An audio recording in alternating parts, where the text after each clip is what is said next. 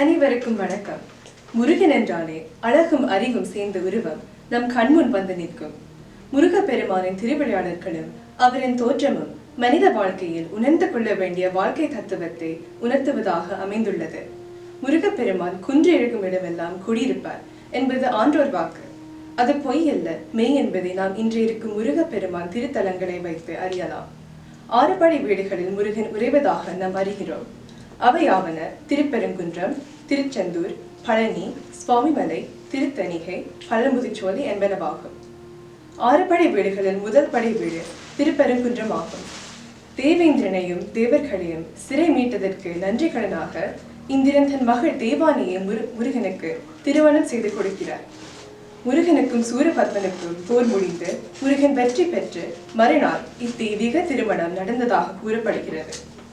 மற்ற 5 தலங்களில் நின்ற கோலத்தில் அருளும் முருகன் இங்கு தேவானியை மணமுடித்த கோலத்தில் அமர்ந்தபடி காட்சி தருகிறார். வைகாசி விசாகம் இங்கு பெருவிழாவாக கொண்டாடப்படுகிறது. முருகப்பெருமானின் 6 படை வீடுகளில் 2வது படை வீடு திருச்செந்தூர் ஆகும்.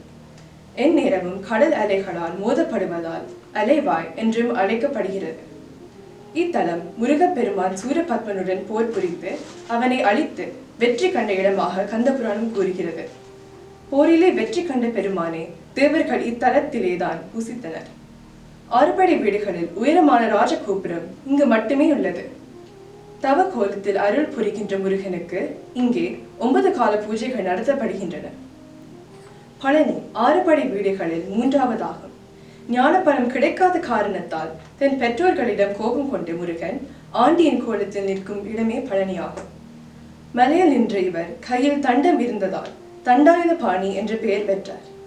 பிற்காலத்தில் இங்கு வந்த போக சித்தர் முருகனுக்கு நவ பாஷாணத்தால் ஒரு சிலை அமைத்தார். இந்த மூர்த்தியை மலை கோயிலில் மூலவராக காட்சி தருகிறார். முருகனின் கையில் உள்ள தண்டத்தில் ஒரு கிளி உள்ளது.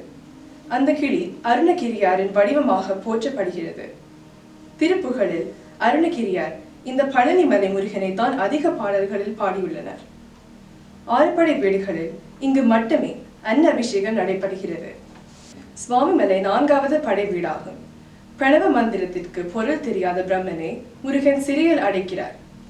இதை கேள்வியுற்ற சிவபெருமான், எனக்கும் பிரம்மாவுக்கும் கூட தெரியாத பிரணவ மந்திரத்தின் பொருள் உனக்கு தெரியுமா என்று கேட்கிறார்.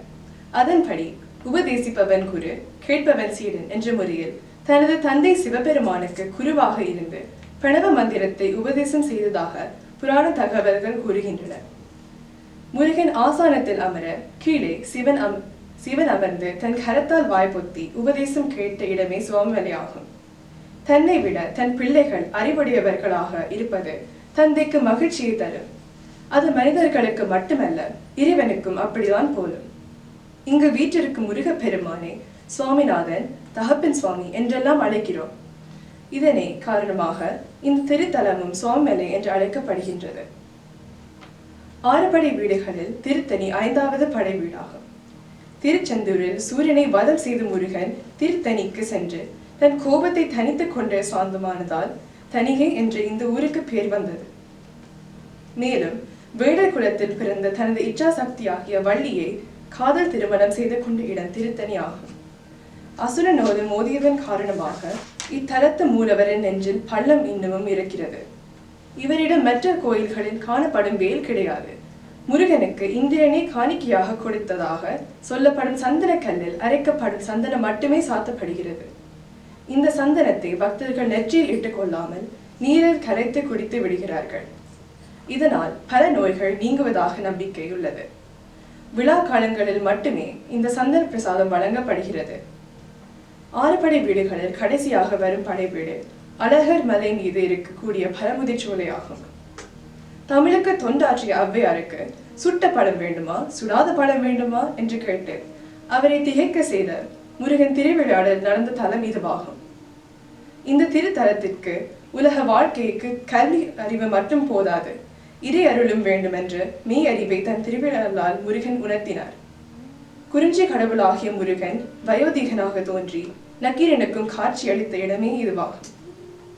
அளப்பெரிய பெருமைகள் கொண்ட இந்த 6 படை வீடுகளின் சிறப்பு அருணகிரிநாதர் திருப்புகழிலும் நக்கீரர் திருமுருகாற்றுப்படையிலும் பாடியுள்ளனர். நன்றி, வணக்கம்.